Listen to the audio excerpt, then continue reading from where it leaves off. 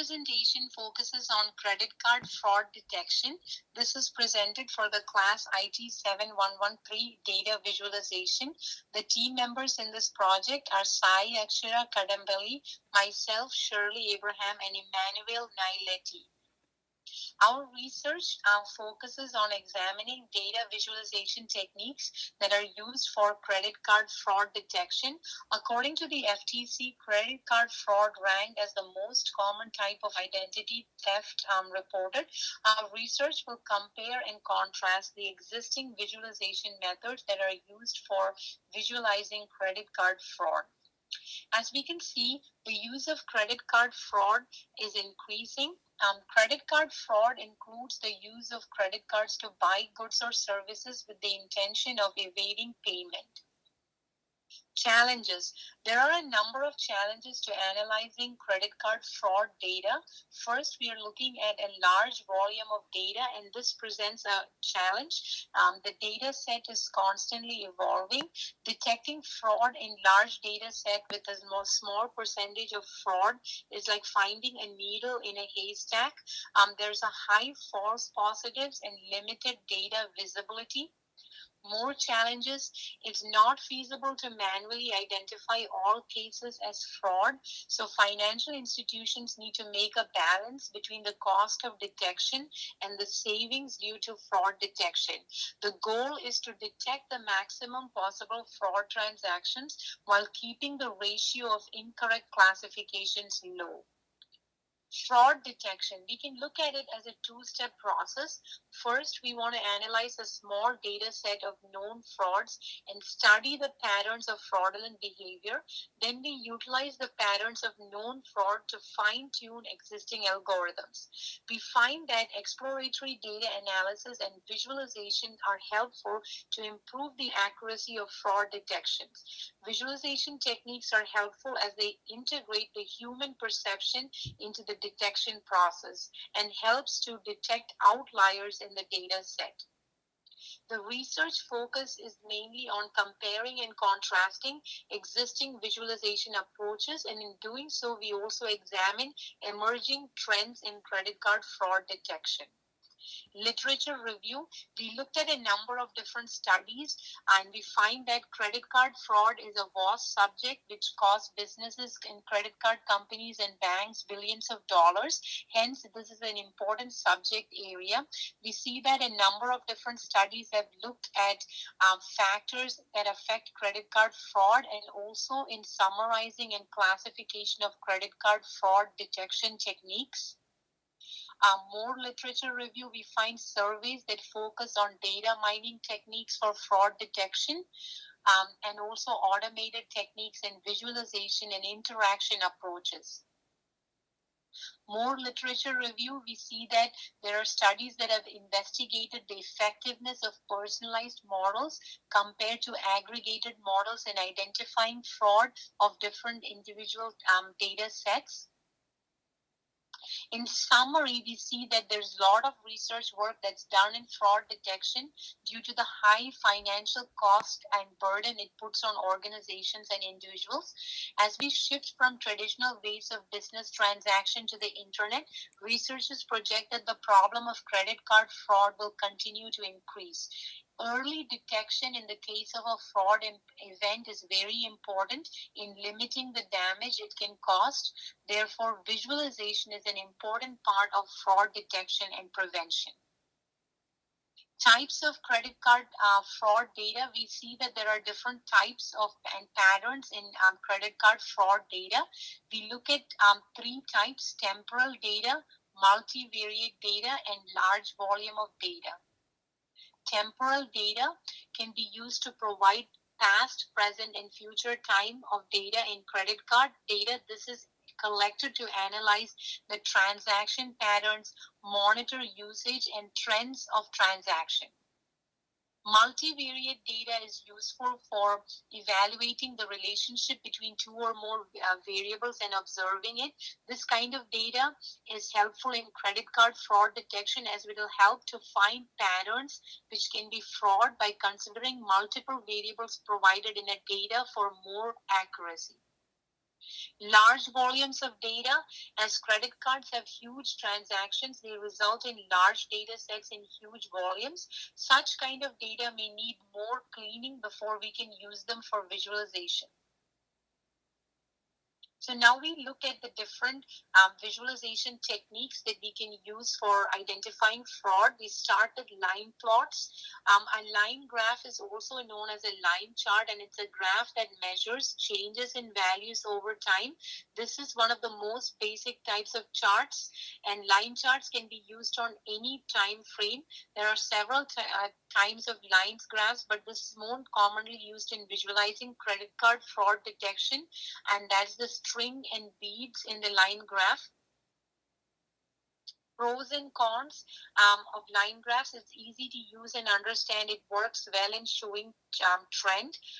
Cons, it works well with only with periodic data sets, and it's not good for showing large data sets.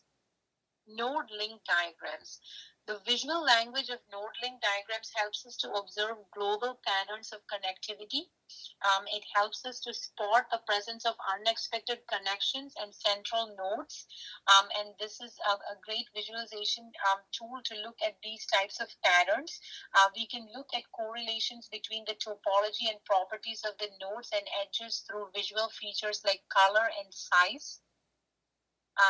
When we compare the data variable, this table shows the comparison between the data variable and the visual variable. Some examples include when you're looking at the data variable node, we're looking at it visually as a dot. When you're looking at link and relationships in the data, we're looking at it as lines or segments. Qualitative attributes example in the data variable can be gender, but we can do this as dot colors. Node link diagrams. Despite its wide usage among researchers, node link diagrams are not subject to well-established graphical conventions like those found in geographical maps. So one can easily misunderstand them. So the visualization should come with a cautionary text in the legend stating that distances are not absolute. The representation may be rotated, and nodes at the center of the picture may not be central at all in the network.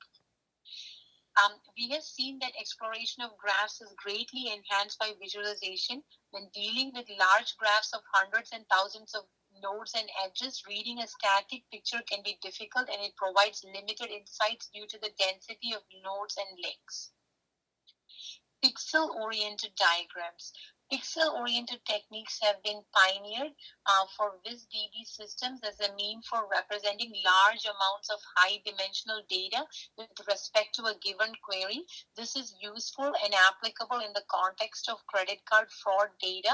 The basic idea of pixel-oriented techniques is to represent each attribute value as a single colored pixel, mapping the range of possible attribute values to a fixed color map and displaying different attributes in different sub-windows, as we can see in this example figure here. Pixel-oriented diagrams have been important because it shows the density of the pixel displays. Only a good arrangement will lead to the discovery of clusters and correlation among the dimensions. Challenges. Unfortunately, it can be difficult to comprehend all information within multivariate data through a single graphical representation. The effectiveness of the visual can be enhanced by providing more information and multiple views and techniques. And also, it's important to add interactivity to a visual system because it helps us to understand the relationships and the pattern and within the data by interacting further, and also to see further customizations of the visualization that we are looking at. Challenges. Practically, pixel-oriented visualization should maximize the amount of information on the display, but the auxiliary displays that are required for some of the interactions might take a lot of space. Also, pixel-oriented techniques are still limited to the number of pixels on the screen. Scatter plots. Scatter plots are used to identify the relationship between two variables. Scatter plots are useful to show trends such as positive correlation, negative correlation, or no correlation. Scatter plots can have a high number of overlapping data points, and therefore it can be hard to visualize the data because there are no graph lines. This is an example of a scatter plot. Credit card fraudulent patterns are rare and constantly changing. This study focuses on the more of the constant pattern that's present in good behavior of credit card usage. They hypothesize that good behavior does not change with time, and the data points representing good behavior have consistent spatial signature under different groupings. Therefore, the goal here is to find deviations from good behavior in detecting fraud, and scatter plots are useful in this context. This is an example of a scatter plot for outlier detection. As we can see here, the red represents the true positive and the blue represents the true negatives. The scatter plot helps us to visualize a good amount of the outliers. However, we do have the challenge that some fraudulent transactions are merged with the non-fraudulent transaction, and these are difficult to visualize. Box plots. Box plots are good to visualize large amounts of data. Box plots represent and analyze features of groups of sample. It shows the median upper quartiles by rectangles. They are useful to identify outliers and also for comparing groups of data. This is an example of a box sign to box plot being used to visualize outliers in credit card fraud detection. As we can see here, we can see that all credit card transaction outside 1.5 times the IQR, which is the interquartile range, could be considered as an outlier. This is another example of a box plot that's used for comparing the effectiveness of different classification algorithms. The box plot helps us to easily see that there are some algorithms that outperform the others. Heat maps. Heat map is a graphical representation of data in a two-dimensional way where collection of data is represented in color patterns. In credit card fraud detection, to know the behavior of accounts over a certain time, a heat map can be used to connect accounts and keywords to query the patterns for a large amount of data. It gives us a good visual synopsis of qualitative themes and allows us to highlight our raw data as well. This is an example of a heat map that's depicting fraud analysis. The figure shows relationship between accounts and the keywords. To analyze this data, the investigator can use a custom design visualization to search for patterns, keywords that represent illegal activity. In this example, the user can pan across the heat map of a keyword combination in the upper left corner. Tree maps. Tree maps visualize the hierarchical data using nested rectangles where rectangles are defined as nodes. The amount of space assigned to each node represents a value within the tree map. In credit card fraud detection, tree maps are mainly used to represent ranking relationships and to categorize normal and suspicious cases. The size and color of the node can be altered according to the case that we are looking at. This is a sample of a tree map. Credit card fraud detection in a tree map can be visualized by considering multiple decision factors such as the login and logout time, number of transactions, transaction time, and transaction type and time. To detect a credit card fraud, we can first categorize the transaction into normal and suspicious behavior, and then we can further look at the data. The node size represents the volume of the transaction. 3D visualizations. In fraud detection, 3D visualizations are helpful to express an additional dimension of data compared to 2D techniques. 3D visualization techniques combine feature discovery and fraud detection of credit card. The main objective is to continue the monitoring of the transaction pattern and to detect frauds. This is an example of a 3D visualization.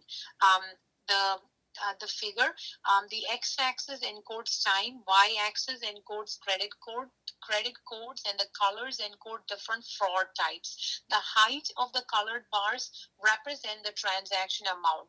This 3D chart helps analysts to find high alert transactions. To summarize, in our research, we have looked at the advantages and disadvantages of the 8 data visualization techniques that we have analyzed. We look at line plots. We see that they clearly show relationships in data, but it only works well with periodic data. Node link diagrams, it's helpful in spotting unexpected connections, but when dealing with large graphs of hundreds and thousands of nodes, this could present challenges. Pixel-oriented diagrams are useful for identifying and isolating clusters, but the disadvantage is the effectiveness of the can be and sometimes be challenged from multiple views and using multiple techniques within the same environment. Scatter plots is best to show nonlinear patterns, and plotting the diagram is relatively simple, but it does not show you the relationship of more than 2 or more variables. Box plots are a good way to summarize large amounts of data. They show outliers. However, they can only be used with numerical data. Heat maps provide visual approaches to understanding numerical values. They allow us to detect outliers, but they are less precise, and it's not effective if the number of data points are more. Tree maps, they can encode size and color. It's highly scalable, but its structure can be hard to recognize, and size is not the most accurate medium. Finally, 3D visualizations, they are precise and accurate renderings. It's helpful to express additional dimensions, but data occlusion is a problem and is difficult to represent and interact with multivariate temporal data.